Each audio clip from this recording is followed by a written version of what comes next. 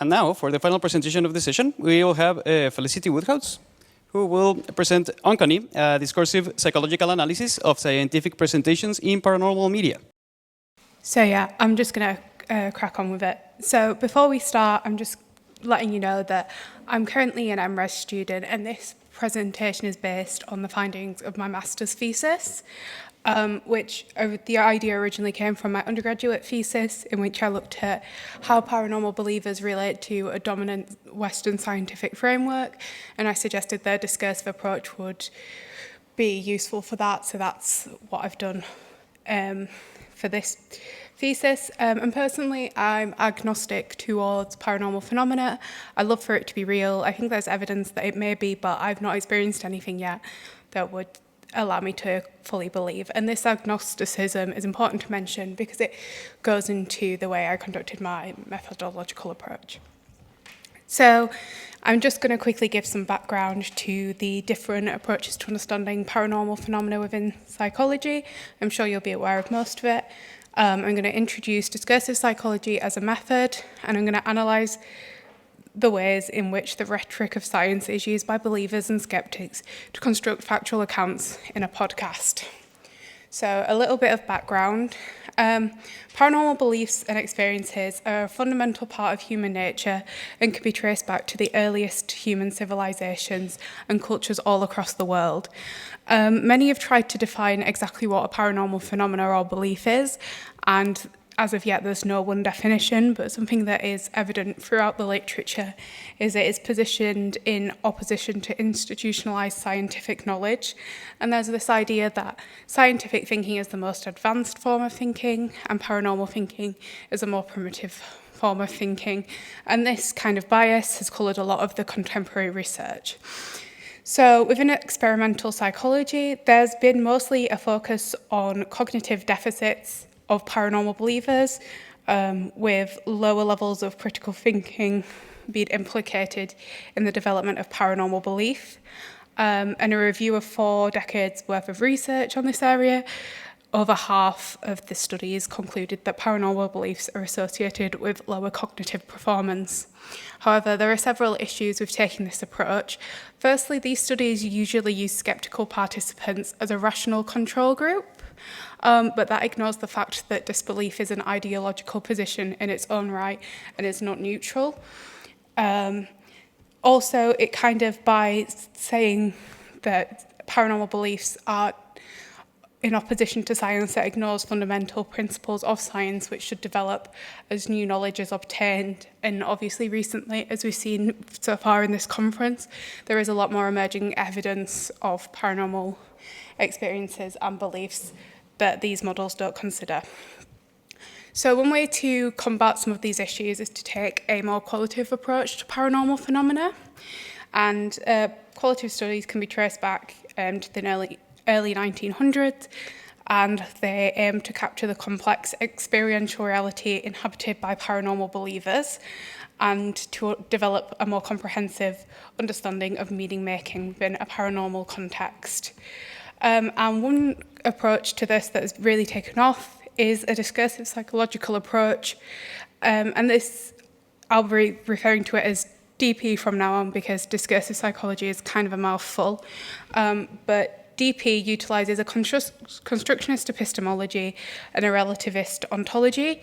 And this means that it views not only knowledge but the world itself to be socially constructed through language, and that and not a reflection of internal states or objective reality. Furthermore, the origins of DP within the sociology of scientific knowledge lends itself to the examination of fact construction, in this case within the paranormal. And studies in this area focus on how language is used to construct a version of reality where paranormal events occurred. There's several bits of discursive work that have been identified within this area, mainly the introduction and dismissal of alternative explanations which serve to paint the speaker as rational, and the avoidance of labelling phenomena as explicitly paranormal to mitigate stake and to suggest that the listener should form their own conclusions. This led to the research question How are factual accounts discursively created in popular paranormal media? So for this, I decided to use a podcast, and this is the BBC Sounds Uncanny podcast, which claims to investigate the real-life stories of paranormal encounters. Typically, episodes feature a member of the public that recounts their paranormal experience to the host, who then invites a skeptical expert, such as a parapsychologist, or a believer expert, such as a demonologist or priest, to debate the potential causes for said phenomena. At the time I started the dissertation, there were 15-minute episodes and some specials. There is now a season 2, but this wasn't included in the analysis because it wasn't ready when I started. Of these 15 episodes, of all the episodes, we decided to focus on only the main body of episodes, as they were chronologically and thematically distinct from the special episodes. There were 10 episodes which focused on hauntings. I chose to focus on haunting phenomena because there is debate around whether certain phenomena such as UFOs are necessarily as paranormal in nature, but across the literature, haunting phenomena is deemed to be ostensibly paranormal. Also, media that focuses on hauntings is the most popular form of paranormal media. So I transcribed all the episodes verbatim and then used a Jefferson-like transcript on extracts of analytic interest. I'll talk a little bit more about the process I use for analysis in a minute, and it should be noted that this study received ethical approval from the University of Derby.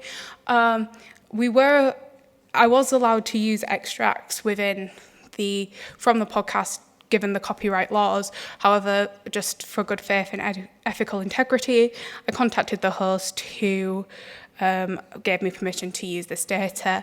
I've anonymized the data as much as possible, but I will be playing some extracts from the podcast, which unfortunately do have some information in, but this is publicly available data. So DP is not a linear approach, so it's kind of hard to outline the exact steps, but I went through the transcripts of all the episodes. I highlighted areas of analytic interest which kind of answered my research questions. I looked at the discursive devices and speech used within these. And then once I'd got an idea of my themes, I went back through the data, recoded all the data, all examples of the phenomena in those themes, and began my write-up. I also reviewed the analysis and considered any deviant cases that may be posed in opposition to my claims. So the analysis. I found quite a few themes, but the two main themes that answered the research question most appropriately were creating a credible witness, which focused on how the host of the podcast used descriptions and categorizations of the speaker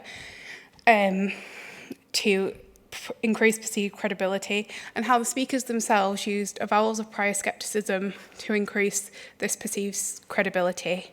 The second theme examined how shifts in footing, which, if you don't know, are generally illustrated through changes in pronouns, so from I to you or you to I, something like that within a sentence, and how this created objectivity in personal accounts and how this created consensus in expert accounts. Now, I just do want to note here, like I said, this is going to take an agnostic approach in line with DP.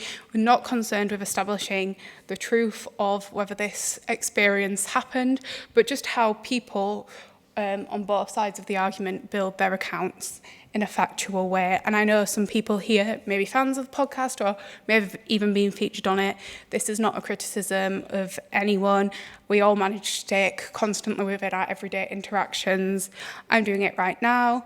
So yeah, this is just to let you know, this isn't a criticism.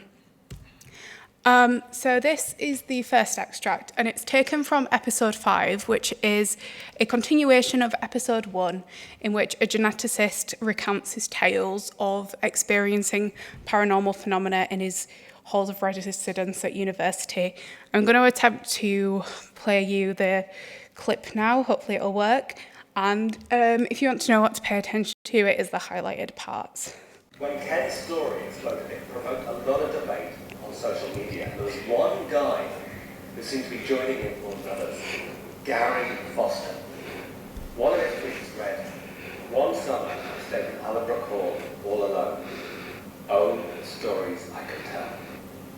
So I contacted him, and he is Professor Gary Foster. Like Ken, he is a highly respected scientist. It turns out that they are like buses in this ghost story. So in this extract, you can see how the categories of professor and highly respected scientist are used to paint the soon-to-be speaker as credible. So when someone's placed into a category, there are a set of their inference rich, and there are a set of assumptions that come along with that category. So what we need to ask is, what assumptions come along with the category of professor and highly respected scientist? Well, it paints the soon-to-be speaker as educated and rational, and when given the opposition of science to paranormal phenomena, it mitigates any stake that he may be perceived to have in this story. This is then furthered by the use of the idiom that scientists are like buses in this ghost story. For those of you who don't know, this is an English idiom that essentially means come together frequently. So by saying that there are frequent appearances of scientists within this ghost story, it suggests that this account has been deemed credible by a scientific authority and as part of a scientific consensus. But what happens when someone's occupation is not so clearly linked to a level of credibility? Well, the host focuses instead on descriptions he can provide that increase their credibility. So if we take this extract, which is from episode 2, we can see how the host positions her as credible. Tell me a little bit about yourself. I'm currently a solicitor in residential property. This is Millie.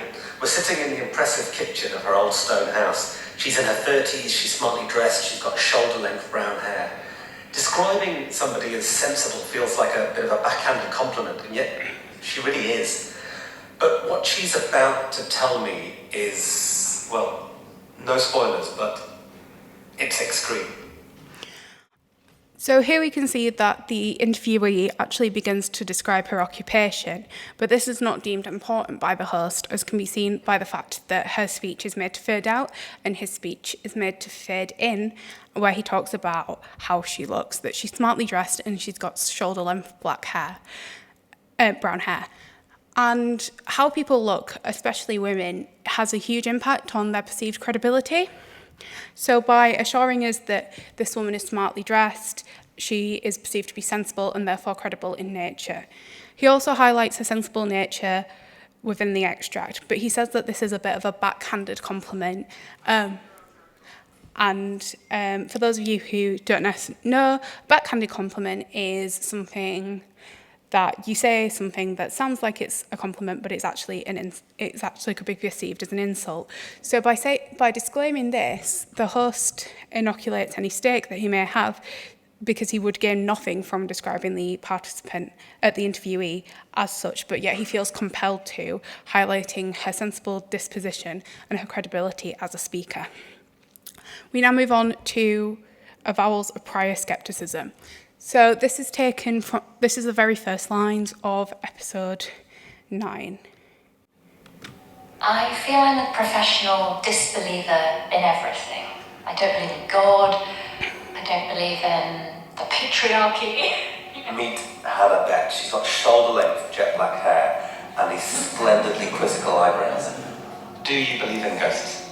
No, but what happened to me happened, and to the rest of my family. So the first thing we learn about the interviewee is that she is a professional disbeliever in everything. This suggests that she has an inherently skeptical disposition that she would apply to all her experiences in her life, and thus we should assume that she would apply this to the ghost story. This is also enforced by the host, who suggests that who talks about her splendidly quizzical eyebrows, which suggests that her skeptical and sensible disposition can be seen, is reflected even in her appearance, as it is that self-evident. And then the interviewee is specifically asked, do you believe in ghosts? And she gives a firm no to this response. Now, avowals of prior skepticism have been identified as a way to mitigate stake within an interaction and suggest that the account providers are credible people with no interest in the paranormal phenomena they are just interested in reporting the facts, and thus we should take their accounts as given. But what usually happens with avowals of prior skepticism is that after the account's been provided, there is a switch towards belief, suggesting that the interviewee or the account provider has been overcome by the weight of the evidence that they have. So this can be seen with this same interviewee, and this is at the very end of the episode. I'm going to ask you one last question. Okay. Do you believe in ghosts? Oh. Yeah, I suppose I do. I'm not going to admit that in public. So as you can see, the paranormal account is bookended between her, at the beginning saying she definitely does not believe in ghosts, she's incredibly skeptical, and her now saying that she does. And this works to suggest that the evidence of her account has persuaded her, who is a professional disbeliever, and thus should persuade us. However, what's interesting is, unlike the previous no she provides, this answer is incredibly drawn out. There's laughter, there's the ugh. She doesn't say yes, she says, I suppose I do. She's not firmly committing, and she's also saying she's not going to admit that in public. So this suggests that this is incredibly undesirable and not something that she would like to believe in, but she's been forced to by her account and the experiences she's had. So we're just going to quickly look at creating consensus. So in this extract, it's from the same episode as before, and the host has asked the experts to explain how a skeptical family could have still had strange experiences. And the believer expert that went before suggested that the fact that they are skeptical and have these experiences bolsters the factuality of their account. So the skeptical expert's job is now to counter that. I'm not going to play you this clip just because I'm running out of time, but essentially you can see how she shifts from you at the beginning. So she says, if you say that you don't think a house has ghosts in it. Now, when you are positioning you at media presented to an audience, you're asking them to imagine alongside you. And this is further emphasised by the use of if. This is a hypothetical scenario, and you ask to put yourselves in the shoes of the interviewee. This helps you to believe that this is something that you would believe in this scenario, and thus is something that is completely reasonable and does not indicate that paranormal phenomena has occurred. She then talks about her own experiences using I've, and given her status as an expert, a skeptical expert, the fact that she herself has had these experiences works to suggest that anyone would. She then switches back to you for the final time and draws together the threads of the account that you yourself would draw these conclusions that she has, and thus it is just a normal human experience. And finally, we'll look at how shifts in footing are used to create objectivity. So I will play you this one. So because of the nature of the job that I'm in, work wasn't day to day. So I was in the kitchen, and I just went to the supermarket and I had a box of Cheerios. I was unpacking the plastic bag and I opened the cupboard, put the Cheerios in, and to my right, very clearly there was an outline of a male figure. So this kind of falls in line with Woofett's XY formulation of paranormal accounts. And that's basically, paranormal accounts often start with the speaker describing the mundane phenomena, so that I was just doing X, which is mundane phenomena, when Y occurred, which is the paranormal phenomena. And he suggests that this works to bolster factuality of accounts, as it implies that the interviewee was not primed for the accounts, that they were not in a particularly believing mindset and that their vision was no way impaired. So as we can see, the shift in footing actually aligns with the change from X to Y part of the memory formulation. So the interviewee could have easily said, I saw an outline of a male figure, but she decides not to. She instead says there was, painting the idea that this is an objective reality rather than an aspect of her own vision, and thus must be correct. So very quickly, conclusions. So the study examined how paranormal accounts are constructed as factual, both during and prior to the accounts. Examined the accounts of both skeptics and believers, which is novel because a lot of research in paranormal phenomena is interested in believers and ignores skeptics, but they also use discursive work to justify their accounts. And it extends findings of previous work in a new context, such as how footing may be used alongside the XY memory formulation, and how avowals of prior skepticism may be used by third parties. I couldn't cover that in this presentation, but it's interesting nonetheless. Something to consider is that podcasts are highly edited mediums, so this isn't necessarily a representation of how the interaction actually occurred, but how it is edited to occur. But if you acknowledge that, you can also gain analytic interest from that because, like in the second extract I showed you, where the host's voice fades over the interviewee's account, that shows what areas is deemed worthy of interest by the host. And finally, future research may want to examine more traditional forms of paranormal media, such as the ghost hunting shows that occur, movies, news media. It should also further examine skeptical accounts, as I have done this a little bit, but given the nature of this podcast, it was hard to it lent itself more to believers' accounts, so further examination would be beneficial. And then also examining how this kind of rhetoric and fact construction may be utilised when discussing other non-scientifically endorsed phenomena, such as religious and paranormal beliefs. Thank you for listening. Do you have any questions?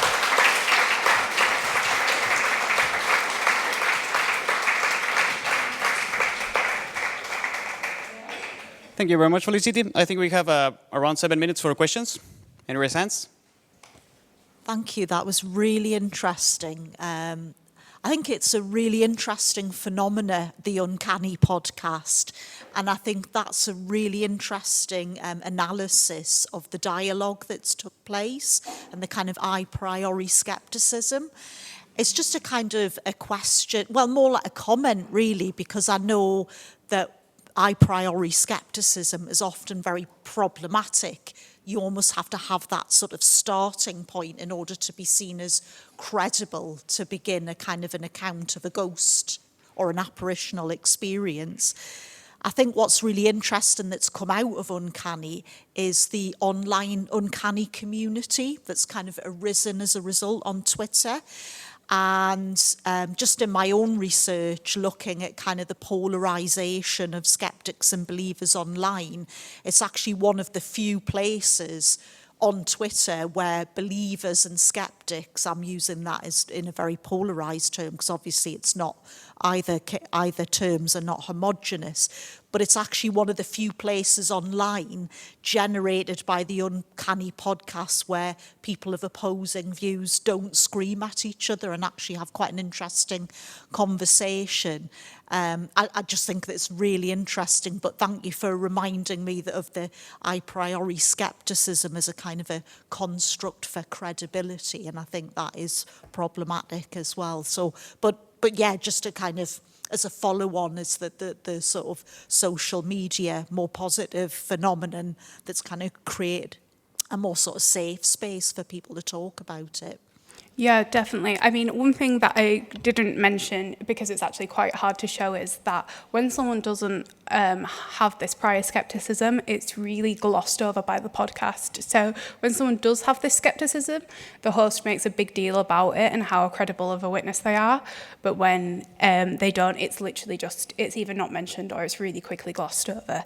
So that is obviously something to consider of how that boosts factuality. And I think potentially because of the nature of the podcast where it's framed as an open debate, there is that allowance where the podcast doesn't necessarily make any claims about the nature of the phenomena, so people are allowed to have their own opinions. I think that is really nice. Thank you very much. Any other hands? Nope. Okay.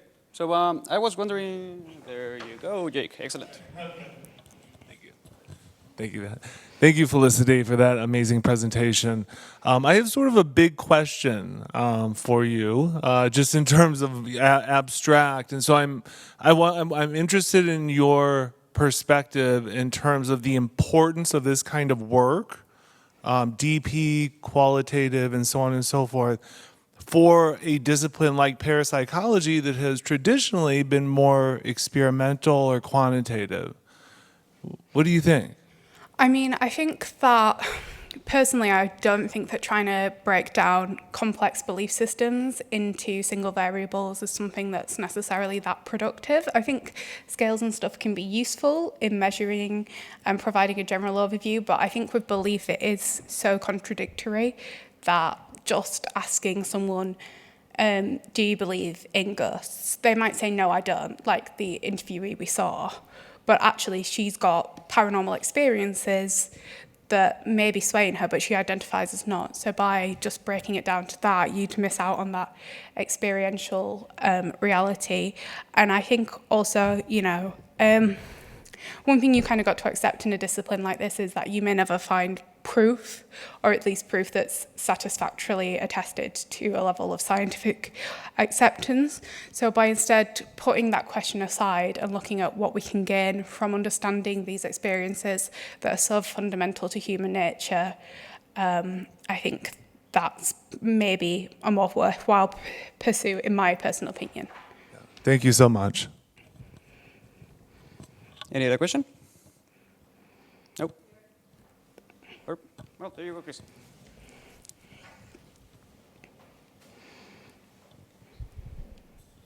Thanks for a really interesting presentation, and it's good to see Robin Muffett's work being continued in this way.